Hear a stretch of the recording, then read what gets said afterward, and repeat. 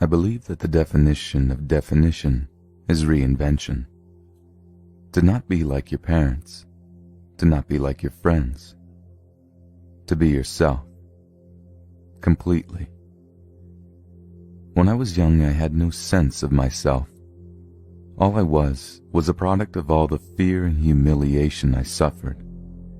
Fear of my parents, the humiliation of teachers calling me garbage can and telling me I'd be mowing lawns for a living, and the very real terror of my fellow students. I was threatened and beaten up for the color of my skin and my size. I was skinny and clumsy, and when others would tease me, I didn't run home crying, wondering why.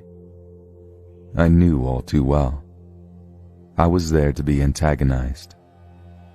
In sports, I was laughed at, a spaz. I was pretty good at boxing, but only because the rage that filled my every waking moment made me wild and unpredictable. I fought with some strange fury. The other boys thought I was crazy. I hated myself all the time. As stupid as it seems now, I wanted to talk like them, dress like them, carry myself with the ease of knowing that I wasn't going to get pounded in the hallway between classes. Years passed, and I learned to keep it all inside. I only talked to a few boys in my grade, other losers. Some of them are to this day the greatest people I have ever known. Hang out with a guy who has had his head flushed down a toilet a few times. Treat him with respect, and you'll find a faithful friend forever. But even with friends, school sucked. Teachers gave me a hard time. I didn't think much of them either.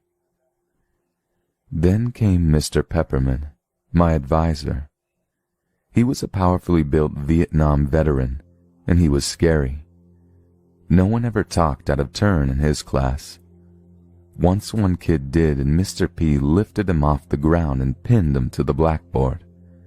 Mr. P could see that I was in bad shape, and one Friday in October he asked me if I have ever worked out with weights. I told him no. He told me that I was going to take some of the money that I had saved and buy a 100-pound set of weights at Sears.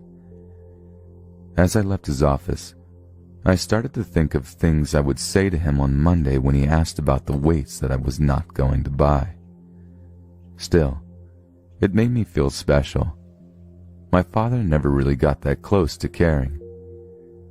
On Saturday I bought the weights, but I couldn't even drag them to my mom's car.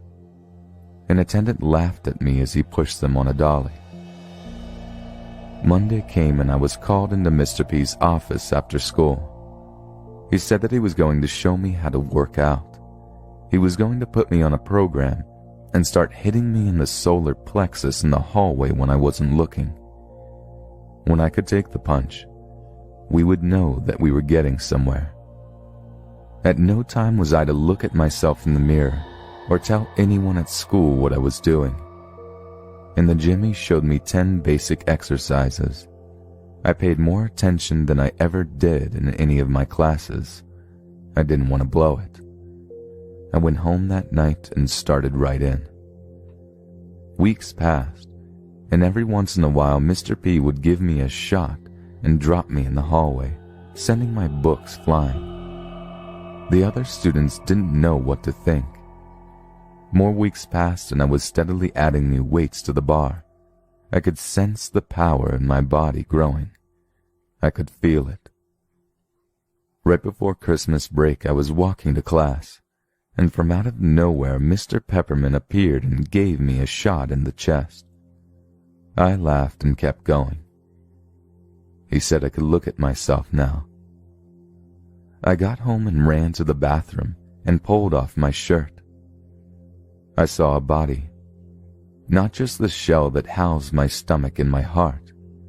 My biceps bulged. My chest had definition. I felt strong. It was the first time I can remember having a sense of myself. I had done something, and no one could ever take it away. You couldn't say shit to me.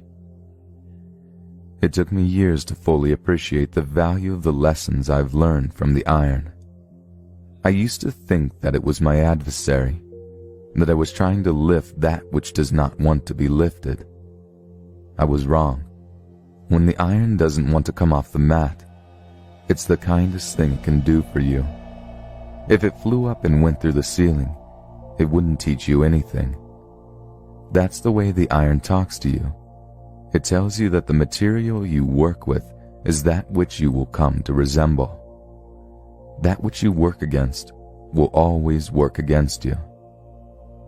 It wasn't until my late 20s that I learned that by working out, I had given myself a great gift. I learned that nothing good comes without work and a certain amount of pain. When I finished a set that leaves me shaking, I know more about myself. When something gets bad, I know it can't be as bad as that workout. I used to fight the pain, but recently this became clear to me. Pain is not my enemy. It is my call to greatness. When dealing with the iron, one must be careful to interpret the pain correctly. Most injuries involving the iron come from ego. I once spent a few weeks lifting weight that my body wasn't ready for, and spent a few months not picking up anything heavier than a fork.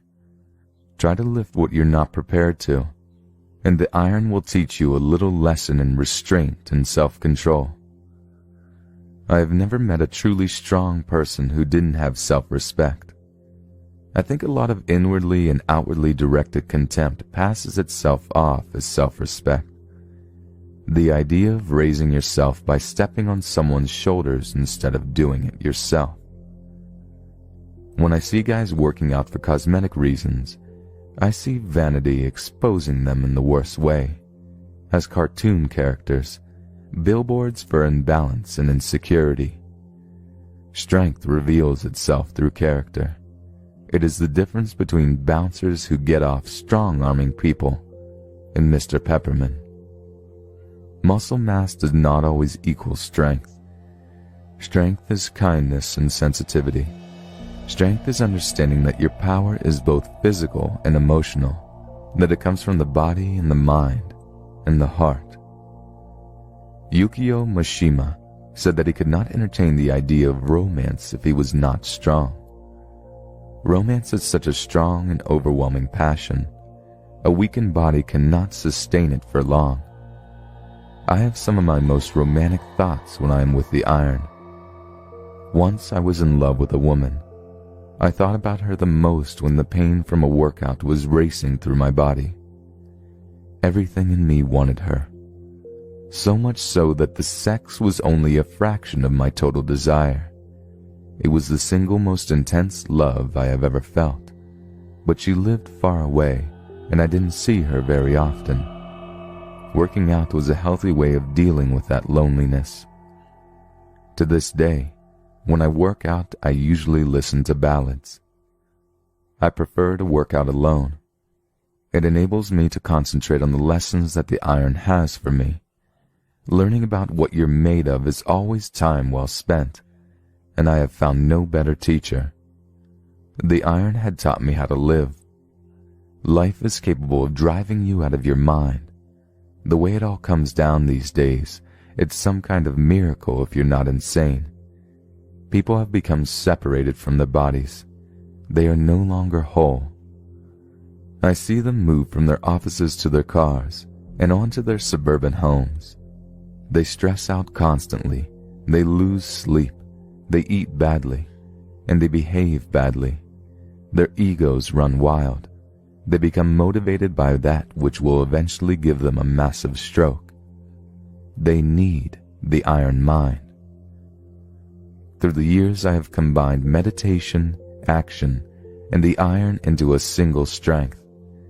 I believe that when the body is strong, the mind thinks strong thoughts. Time spent away from the iron makes my mind degenerate. I wallow in a thick depression. My body shuts down my mind. The iron is the best antidepressant I have ever found. There is no better way to fight weakness than with strength. Once the mind and body have been awakened to their true potential, it is impossible to turn back. The iron never lies to you. You can walk outside and listen to all kinds of talk, get told that you're a god or a total bastard. The iron will always kick you the real deal. The iron is the greatest reference point, the all-knowing perspective giver, always there like a beacon in the pitch black. I have found the iron to be my greatest friend. It never freaks out on me, never runs. Friends may come and go, but 200 pounds is always 200 pounds.